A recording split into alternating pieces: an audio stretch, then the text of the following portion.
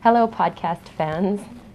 It's good to know there's people out there watching us. I hope it's exciting for you. Since I last spoke to the podcast, I think I had all sorts of ambitions about getting a ton of animation done, and that hasn't happened, but I've been reworking my story and new elements have come in. There's now a pie, which didn't exist before. I've been doing a lot of layout, especially the last couple of days. I think I've got the walk cycle timing right, but I'm still working on that a bit. Looking at where the backgrounds are going to be and doing keyframes when the characters blink. Anything that might have a sound attached to it. Scratching on the banjo. And I'm a little worried about how she's going to pull the fiddle out because as an inexperienced animator, I feel like I might have to try that several times. I haven't got the right sizes of everything yet, but it's just a timing cut so that Luigi can see what has to be scored in it. Carrie helped open my eyes to the world of editing, and I've edited my piece a lot quicker.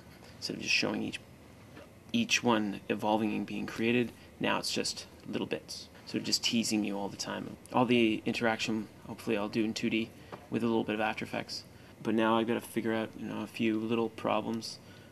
The overlays of the images a bit you can see the shape, so I got to remove those. Hopefully, and I don't have to track it all down. So the next big hurdle that I have to overcome is the final image, the final picture that I get at the very, very end. That's what I have to have ready for picture lock for next week. Happy with it so far. It's moving along. It's too difficult for me sometimes to realize what I have to do next without fix some timing or some visual aspect of the film. For example, I had to get back and put a black dot in my elements, in my basic elements, so I can visualize how the elements in the end could become a butterfly.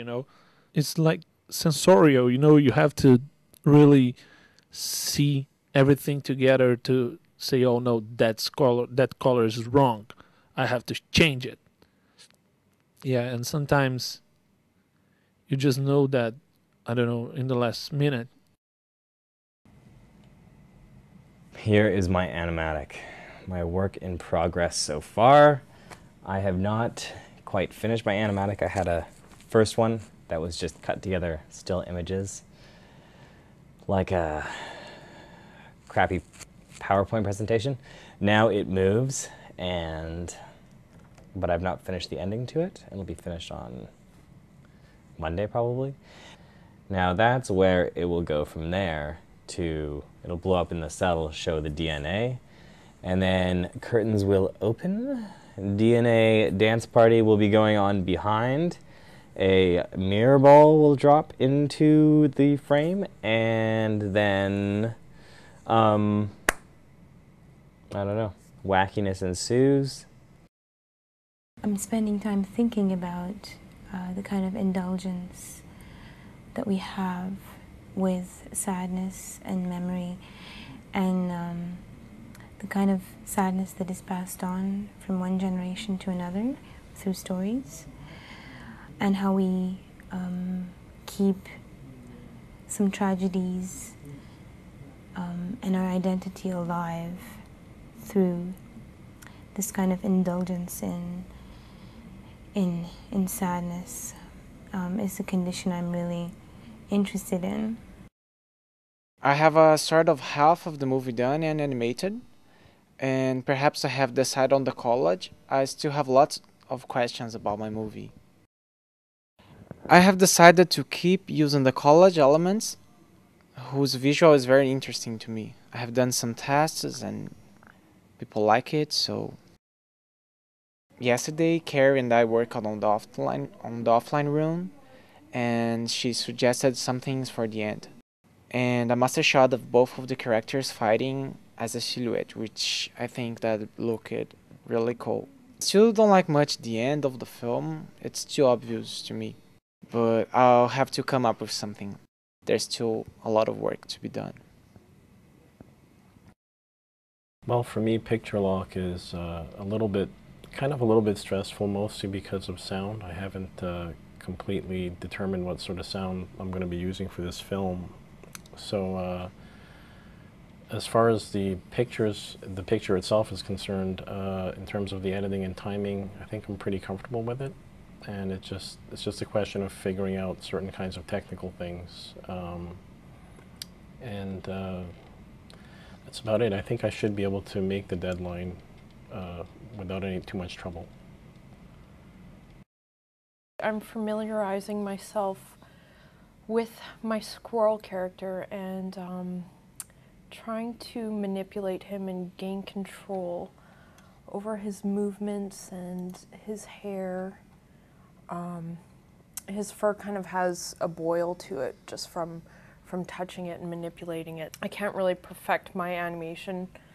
It sort of is what it is at this point, given that these characters are going to break and they're very, very fragile. Two things that are very important that I really don't have any knowledge of are lighting and editing. So I'm trying to figure out these things as quickly as possible. Okay, that's all she wrote.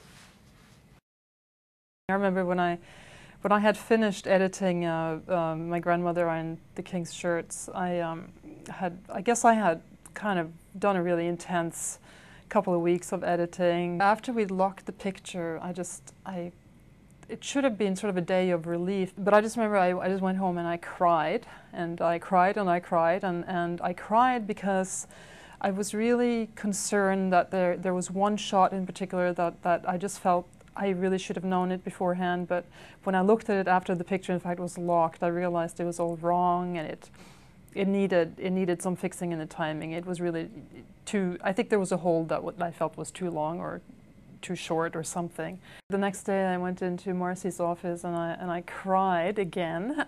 And I said, can we please take it out and fix it? And I explained to her what the problem was about the king on his skis, and he was turning and he needed to turn faster or slower. I can't remember what it was even anymore. She just kind of looked at me very sort of full of empathy and said, well, why don't you go home and get a little bit of a rest and think about it. And she said, if you still feel like this tomorrow, I will consider taking it back and see if we can maybe look at it one more time. So I went home and I don't know, I just forgot about it. I guess the next day I thought, nah, I don't want to bother. I'll let go, and now I can't remember exactly what the problem was. So therein lies a lesson that you may think that you can keep working on something to make it even better, but in all likelihood, it's already as good as it's going to get.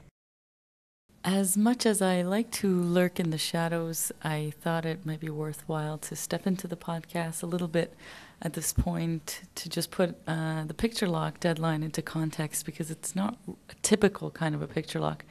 What we have to do is lock down the timing exactly so that the composer and Foley artist can start writing the music and recording all the sound and music, but in the meantime, production's still going on. But it's good. It's a matter of doing the best you can with what you have, and I think people have learned things that they weren't expecting that they can apply to future projects, and we will move on.